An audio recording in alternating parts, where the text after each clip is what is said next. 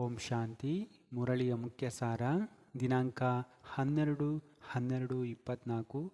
ಬಾಪ್ದಾದ ತಿಳಿಸ್ತಾ ಇದ್ದಾರೆ, ಮಧುರ ಮಕ್ಕಳೇ, ತಂದೆಯು ಯಾವ ವಿದ್ಯೆಯನ್ನು ಓದಿಸುತ್ತಾರೆ ಇದರಲ್ಲಿ ಅಪಾರ ಸಂಪಾದನೆ ಇದೆ.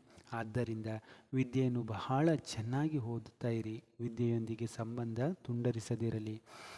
ಬಾಪ್ದಾದ ಪ್ರಶ್ನೆ ಕೇಳ್ತಾರೆ, ಯಾರು ವಿನಾಶಕಾಲೆ ವಿಪರೀತ ಬುದ್ಧಿಯವರಿದ್ದಾರೆ ಅವರಿಗೆ ನಿಮ್ಮ ಯಾವ ಮಾತನ್ನು ಕೇಳಿ ನಗು ಬರುತ್ತದೆ? ಬಾಪ್ದಾದ ಉತ್ತರ ಹೇಳ್ತಾರೆ, ಈಗ ವಿನಾಶಕಾಲವು ಸಮೀಪವಿದೆ ಎಂದು ಈಗ ನೀವು ಹೇಳುತ್ತೀರಿ, ಇದರಿಂದ ಅವರಿಗೆ ನಗು ಬರುತ್ತದೆ. ತಂದೆಯು ಸದಾ ಇಲ್ಲಿಯೇ ಕುಳಿತುಕೊಳ್ಳುವುದಿಲ್ಲ ಎಂದು ನಿಮಗೆ ತಿಳಿದಿದೆ. ಪಾವನರನ್ನಾಗಿ ಮಾಡುವುದು ತಂದೆಯ ಕರ್ತವ್ಯವಾಗಿದೆ.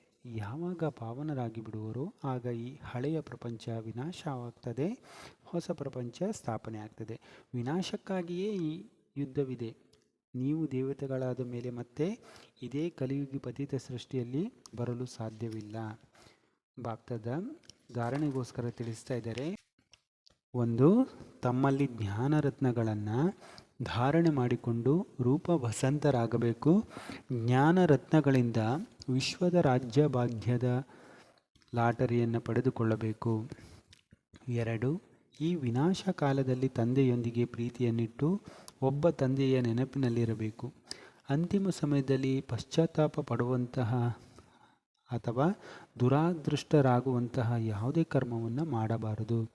ಬಾಪ್ದಾದ ವರದಾನ ಕೊಡ್ತಾ ಇದ್ದಾರೆ, ಸದಾ ಸ್ನೇಹಿಯಾಗಿ ಹಾರುವ ಕಲೆಯ ಪ್ರಾಪ್ತಿ ಮಾಡಿಕೊಳ್ಳುವಂತಹ ನಿಶ್ಚಿತ ವಿಜಯಿ ನಿಶ್ಚಿಂತರಾಗಿರಿ.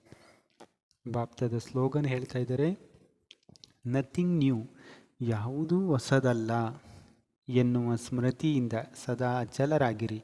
ಆಗ ಖುಷಿಯಲ್ಲಿ ನಾಟ್ಯವಾಡುತ್ತಿರುತ್ತೀರಿ. ಅಚ್ಚಾ. ಓಂ ಶಾಂತಿ.